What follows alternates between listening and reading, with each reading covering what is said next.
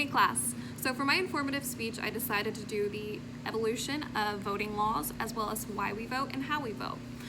For starters, I'm doing this to inform students of all ages why we vote and the importance of it and how it directly influences us and our livelihood.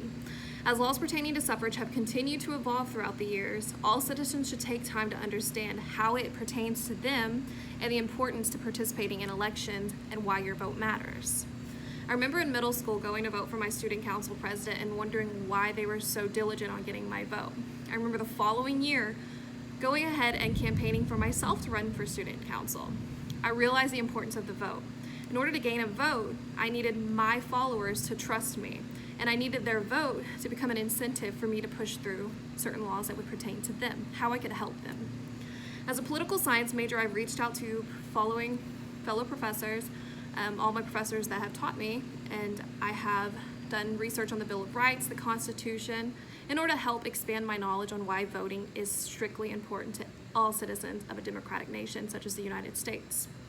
Throughout this speech, I will discuss with you the history of evolution of voting laws, why we vote, and how we vote. Although we know voting seems to be widely criticized in today's time, the diminishing voter turnout happens to be tied to the lack of political knowledge we all have, as well as the lack of faith in politics we all hold. I'll first discuss how change over time with the evolution of history of voting laws has directly influenced our behavior with vote. Two things. 2020 is a huge year for anniversaries and significance to the voter turnout, voting laws, and voting, just anything voting that pertains to all of us as citizens. Firstly, 2020 marks the 150th year of the ratification of the 15th Amendment. Secondly, it marks the 100th anniversary of the ratification of the 19th Amendment. If you don't know what these are, the 19th Amendment was substantial in history as it prohibited the government from denying anybody the right to vote based on gender or sex.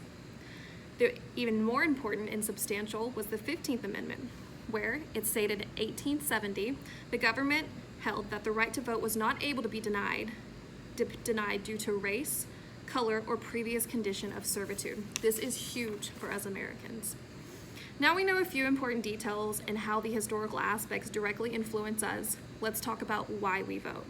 It's hard to sum it up in such a small video on why we should vote, but here's some minor ones that you should probably think of. First, younger generations have the chance to make change through votes. The right to vote is a constitutional privilege. Thirdly, issues such as healthcare, immigration, taxes, everything that directly involves us is something we are able to vote on and get into the eyes of the political candidates we are voting for. That's why our votes matter. Voting allows us also to prevent fascism and tyranny, something the democratic nation wants to strongly fold against. Lastly, there's a few reasons why we vote as discussed, and like I said, I can't begin to hit all of them, but let's talk about how we can vote. Now, voting laws and policies will range among the type of election you're going to vote for. You have local, state, and federal. Local, you may be voting for county judges, city municipals, anybody in the city ordinance level. And from there, this usually requires a photo ID and for you to go up to your local courthouse and vote for these individuals or candidates. Secondly, we have our state elections, which include the voting of state governors, senators, House of Representatives. Again, those who influence directly from our vote. We want to influence these people to take in the aspects that we want to change. When voting for these state officials, voting requirements allow for both early and on-time voting booths. Lastly, federal elections, usually being the most important and significant in America, usually pertain to the presidential or the executive legislation, as well as the Congress. These elections begin with voters voting in primary elections, and from there move on to locally stationed voting booths where they can choose their desired political candidate. As time is limited, like I said, it's nearly impossible to discuss all the history of voting laws over time, hit all aspects of why we vote, and tell you exactly how we should vote.